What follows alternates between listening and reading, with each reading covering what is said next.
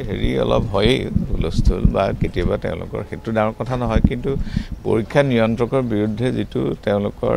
আন্দোলন বা তেওঁলোকৰ যিটো বিশুদ্গাৰ সেইটো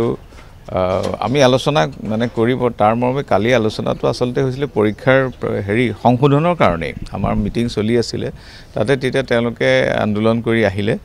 আৰু তেওঁলোকৰ পৰা তাৰ পিছত প্ৰথমতে আমাৰ যিসকল বিষয়া প্ৰফেসৰ ডিন সকলে গৈ তেওঁলোকৰ লগত আলোচনা কৰিলে তাৰ পিছত তেওঁলোকে হেতু মান্তি নহয় ভাইস চেঞ্চেলৰ লগত কথা পাতিম বুলি ক'লে গতিকে ভাইস চেঞ্চেলৰ ওচৰলৈ আহিলে তেতিয়া আমি একগিত আপোন হৈ আমাক সময় দিয়া কাৰণ এজন মানুহক মই কোনোবাই দাবী কৰিলে এইটো খেদি দিব নোৱাৰো জামুকক খেদি দিয়ক মই ক'লো এইটো এটা কমিটি চাব লাগিব গতিকে কমিটি কথাখিনি পাতি তেওঁলোক এগ্ৰি হৈ এটা মোৰ ৰুমৰ পৰা ওলাই গৈ পেলাই হঠাতে কেজন মানে আহি পেলাই দুৱাৰত অলপ বেয়াকে ঢকিয়ালে হেতুত মই অলপ হেৰি হল উত্তপ্ত হল কাৰণ বাহিৰৰ গেষ্ট কথা পাতিও আছিলো আমি প্ৰফেসৰ সকল বহি আছো গতি এই উদ্ভণ্ডালিনটো আচলতে মই সহ্য নকৰো এটো জিয়েই নহওক তাৰ কাৰণে মই অলপ আবেগিক হলো হেতু ইমান আবেগিক হ'ব নালাগে আমাৰ কিন্তু হলো পৰিস্থিতিটো এতিয়া আমি পৰীক্ষকক আমি অব্যাহতি দিয়া নাই কিন্তু আমি হেৰিৰ যোগেদি আমাৰ পঞ্জীয়ক মহোদয় তেওঁ এতিয়া দায়িত্বত আছে আৰু এখন কমিটি গঠন কৰি দিয়া হৈছে কমিটিখনে 7 দিনৰ ভিতৰত ৰিপৰ্ট দিব গতিকে মই তেওঁলোকক দুখ প্ৰকাশ কৰিছো যদি মই বিং ভাইস চেঞ্চেলৰ যদি কোনোবাই বেয়া ব্যৱহাৰ কৰিছে মই দুখ প্ৰকাশ কৰিছো তেওঁলোকেটো মানিও ললে কিন্তু আজিকালি কি হৈছে ল'ৰা ছোৱালী বিলাকৰ মাজত ইটো হিটো গ্ৰুপৰ মাজত হেৰি নাই কি বুলি কয় মানে নিয়ন্ত্ৰণ নাই কোনবা যেন আহি পেলে ওপৰত আহি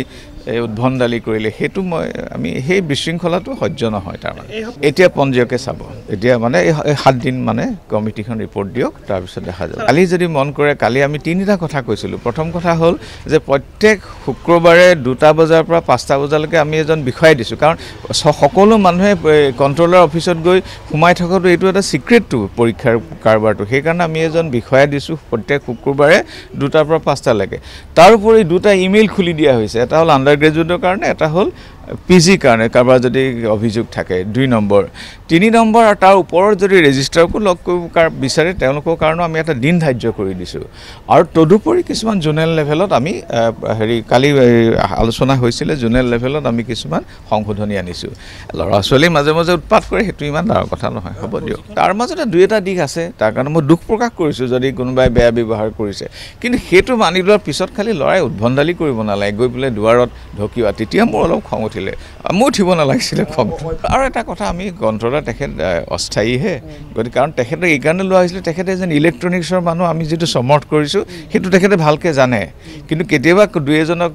মই অভিযোগ পাইছিলো যে ব্যৱহাৰ কথাটো বা যাই কি নহওক আমি এতিয়া কমিটি ৰিপৰ্টলৈ বাদ চাম আৰু ল'ৰা ছোৱালী এনেকুৱা হয় কিন্তু অন্য নাই খালি উদ্ভণ্ডালি হ'ব নালাগে